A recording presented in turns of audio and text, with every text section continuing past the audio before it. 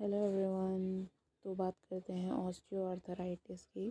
तो बेसिकली ये degenerative disorder है। आपने काफ़ी बार सुना होगा कि ये क्या है, डीजनरेटिव डिसऑर्डर। बेसिकली इसमें डीजनरेट हो रहा है, मतलब बेसिकली टूट रहा है आपकी जो चीज़ है।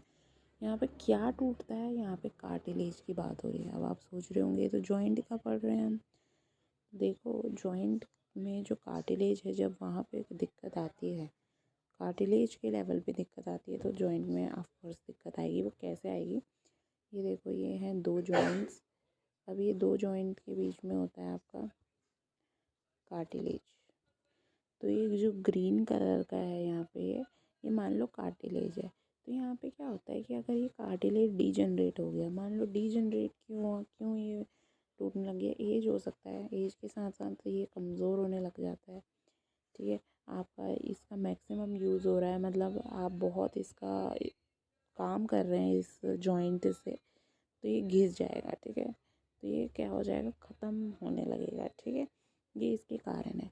तो इसमें क्या होगा कि ये कार्टिलेज क्या है, देखो यहाँ पे क्या है, ख़त्म होने लग गया। अब ये जो बोन्स है ना, कार्टिलेज क्या करता है, यहाँ फ्लेक्सिबिलिटी भी देता है और सपोर्ट देता है, और इन दोनों को घिसने से बचाता है। अब ये दोनों बोन आपस में क्या हो जाएंगी, घिसने लग जाएंगी। जब ये घिसने लग जाएंगी तो क्या होगा कि यहाँ पे बोन का क्या होगा, चूरा चूरा बनने लग जाएगा। ठीक है, बोन का यहाँ पे चूरा चूरा, यहाँ पे साइनोवियल मेम्ब्रेन होती है, आपको पता है।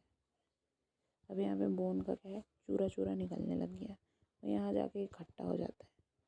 अब फिर आपका इम्यून सिस्टम एक्टिव होगा और यहाँ पे इन्फ्लामेशन कॉज करेगा। इन्फ्लामेशन होगा तो आपका साइटोकाइनिन क्या करेगा, एक्टिवेट कर जाएगा ऑस्टियो ब्लास्ट को, जो कि आपके इमेच्योर सेल्स बनाते हैं, कौन से, बोन के।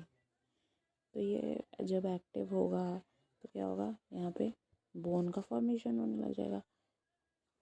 जब बोन का फॉर्मेशन होगा तो एक्स्ट्रा ग्रोथ हो जाएगी, यहाँ पे एक्स्ट्रा बोन बनने लग जाएगी।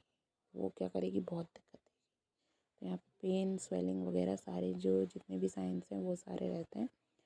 ठीक है, इसमें दो डिफ़ॉर्मिटीज़ पाई जाती हैं। मान लो ये आपकी उंगली है, तो सबसे पहले बोचार्ड डिफ़ॉर्मिटी। इसमें क्या होता है कि ये आपका जो जॉइंट है, देखो ये हाथ है, ये हाथ की उंगली है। ठीक है, तो ये जो हाथ की उंगली है, ये जो जॉइंट है, ऐसे 3 जॉइंट होते हैं ना हमारे हाथ में, तो ये वाला जो जॉइंट है ये दूर है ना। तो ये डिस्टल बोलेंगे, डिस्टल जॉइंट हो गए। ठीक है, और ये पास है वाला, तो ये हो गया प्रॉक्सिमल। पास को प्रॉक्सिमल बोलते हैं। ठीक है, तो जब प्रॉक्सिमल जॉइंट में, ठीक है, प्रॉक्सिमल जॉइंट में क्या हो जाता है, नोड नोड बन जाता है। मतलब यहाँ एक स्वेलिंग जैसी मोटा मोटा सा कुछ बन जाएगा, गांठ जिसको बोलते हैं। तो जब ये गांठ बनती है यहाँ पे, तो ये बोचार्ड डिफॉर्मिटी होती है। ये आपको ऑर्थियो आर्थराइटिस में देखने को मिलेगा। सेकंड है हैबर्डन डिफॉर्मिटी। देखो ऐसे याद रख लेना, बोचैन क्या है, बर्डन है, तो है बर्डन, बोचैन है बर्डन। ये जो डिस्टल वाला यहाँ पे जॉइंट है, ठीक है, डिस्टल इंटर, ये फैलेंजेस है ना, तीनों फैलेंजेस हैं, इंटर मतलब बीच में, तो दो फैलेंजेस के बीच वाला joint distal inter phalangeal joint है, DIP। ये भी ऐसे ही था, प्रॉक्सिमल इंटर फैलेंजियल जॉइंट, दो फैलेंजेस के बीच का जॉइंट। तो ये जो DIP है, जब DIP में क्या हो जाता है, आपका नोड बन जाता है, तो उसको हैबर्डन बोलते हैं। जब यहाँ बन जाता है तो बोचार्ड बोलते हैं।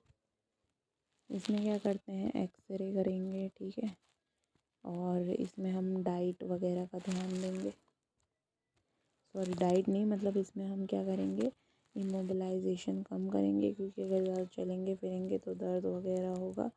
ठीक है, इन्फ्लेमेशन वगैरह के लिए कॉर्टिकोस्टेरॉइड वगैरह देंगे। बाकी जॉइंट रिप्लेसमेंट करेंगे, इमोबिलाइज।